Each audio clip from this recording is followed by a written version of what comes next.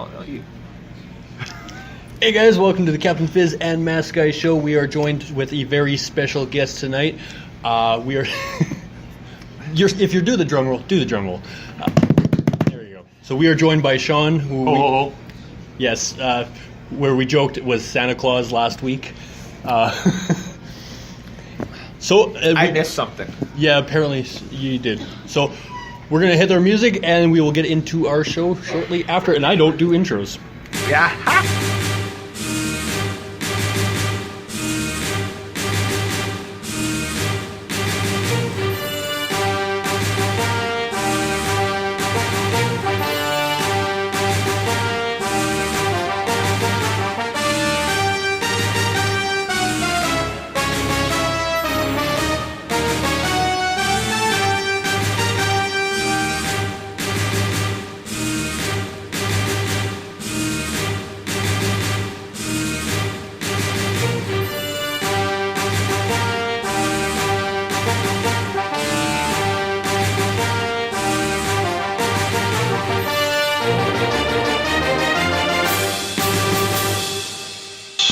Hey guys, welcome back to the Captain Fizz and Mask Guy show. I am Captain Fizz. And greetings once again from the 7th Moon of Thunder. I am that mask guy. And as we already stated, we are joined by our very special guest, Sean, who we first met at KeyCon. Yes, he did. Which seems like forever ago. No, not quite forever, but we True. keep running into each other. So We do. We've run into each other a couple times along the way, and it's usually kind of a stop and go. And we've had multiple conversations, which is why you were actually on the show tonight for our very special Ener-Con giveaway. Mm-hmm.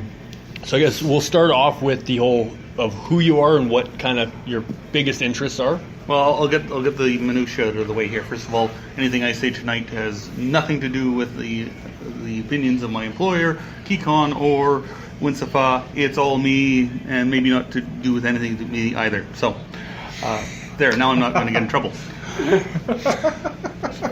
We do the same for ourselves every single day. No, we don't. We go off and we apologize, and then we laugh and take it back. So You do have a point there,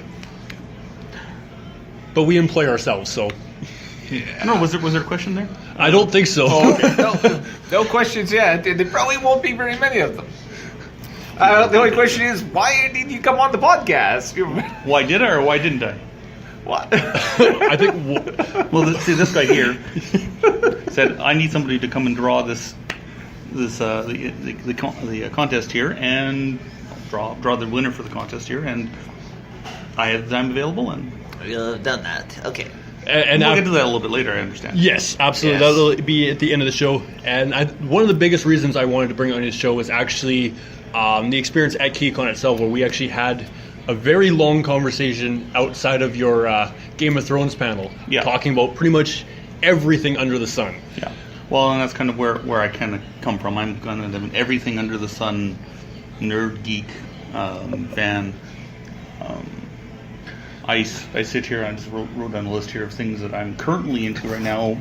Game of Thrones, both the Walking Deads. Now I understand there is the graphic novels, which I am woefully behind on, as in I've never read one, but I will bend my knee to.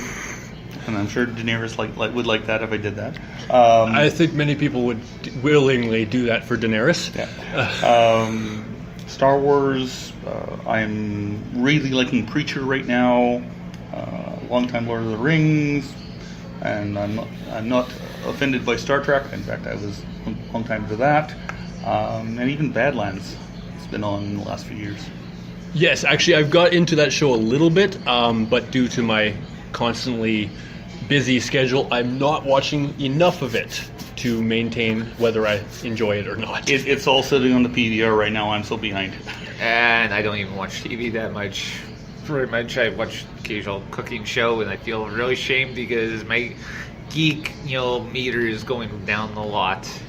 But that's okay. In 2 weeks, it's Ener-Con, and your geek meter can go back Woohoo! up, and we can all be broke. Because we know what conventions mean. That's okay. I'll just walk home from there, man. It's close enough. Yeah, who needs to drive?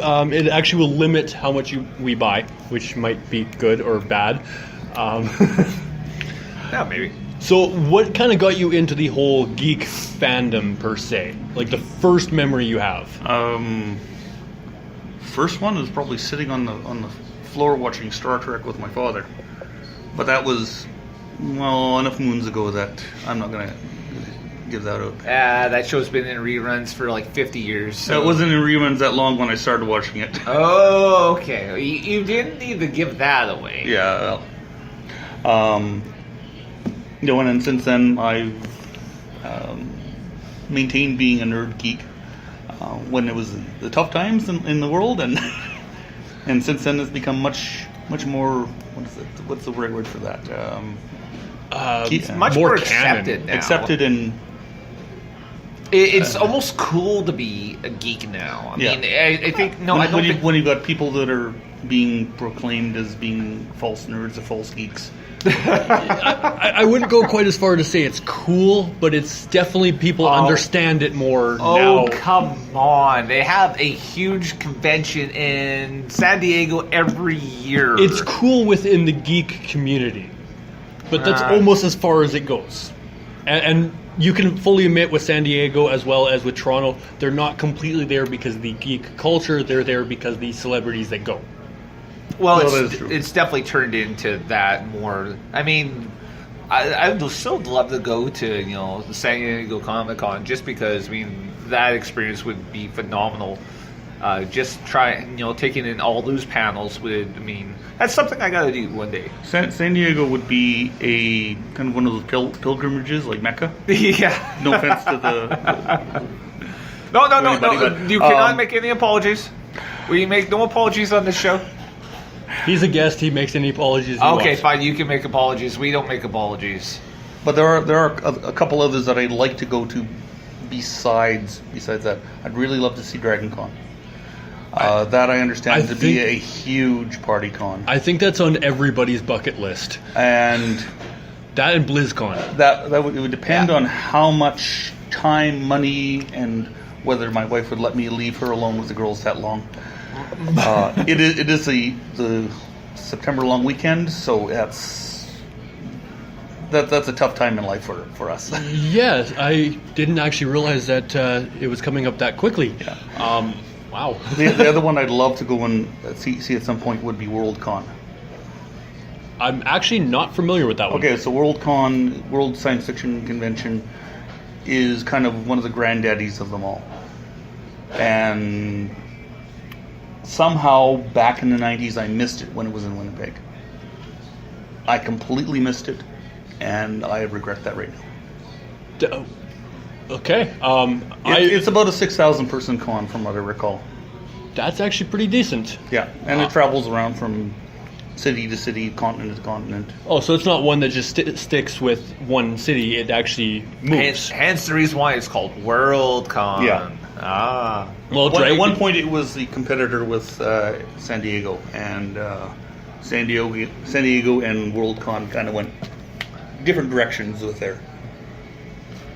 That's definitely... So other than KeyCon, what other conventions have you actually been part of, either on a personal basis or otherwise? My first one would have been a Creation Con that happened, I think, in the late 80s or early 90s. And there was a Science Fiction Winnipeg or Star Trek Winnipeg one that happened shortly thereafter that I also attended.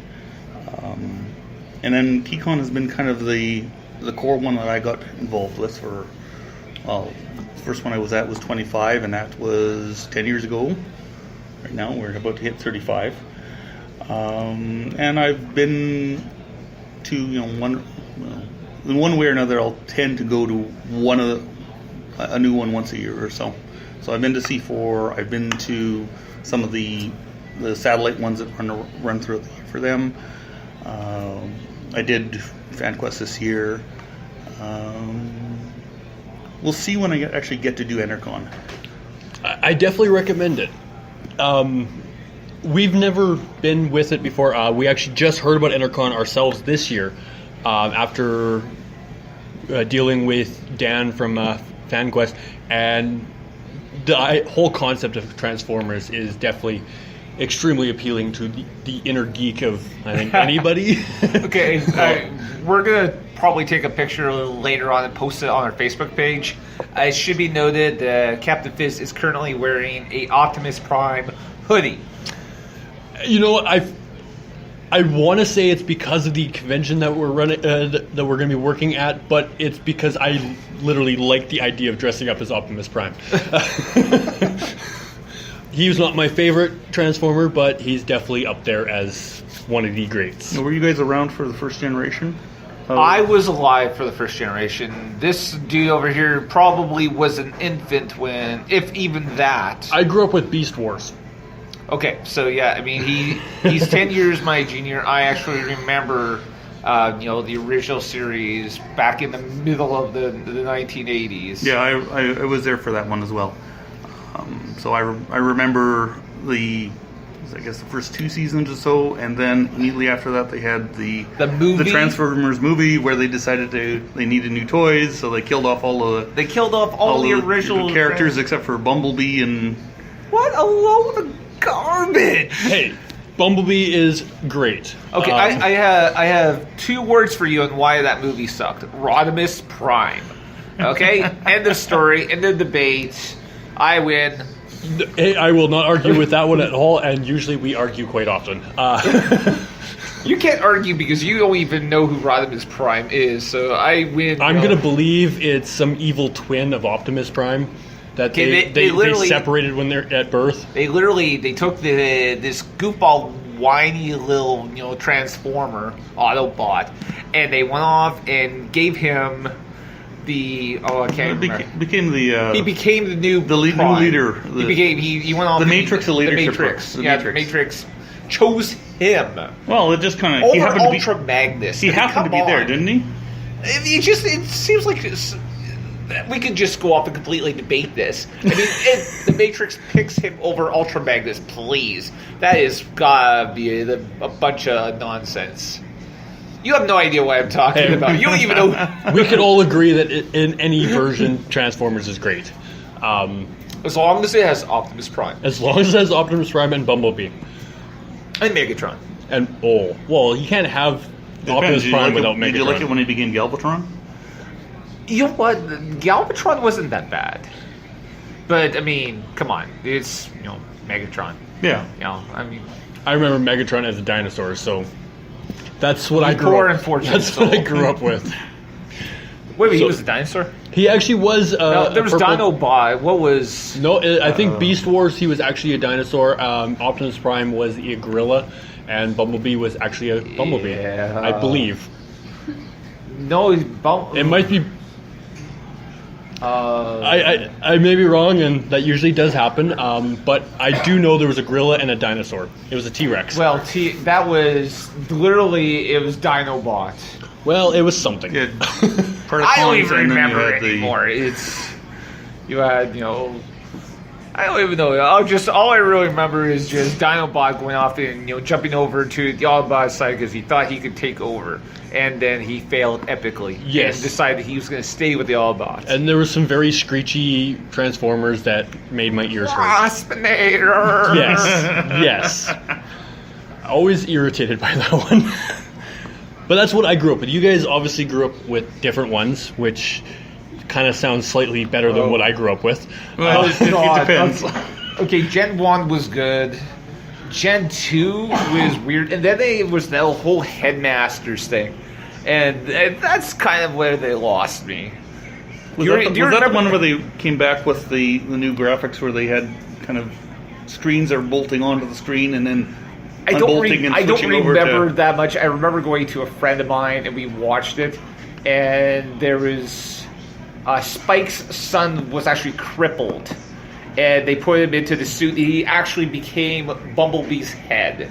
Oh, that sounds somewhat familiar. Yes, it's the whole head. I think it was Bumblebee. It was like absolutely terrible. Even I realized that, and I thought Transformers was like great. I was just thinking, okay, this isn't as good as it used to be. So, Sounds slightly terrifying. No, what was it? It was all again to go off and to get more toys. Yeah. So literally, they had these, they had these Transformers, and they would have these people transform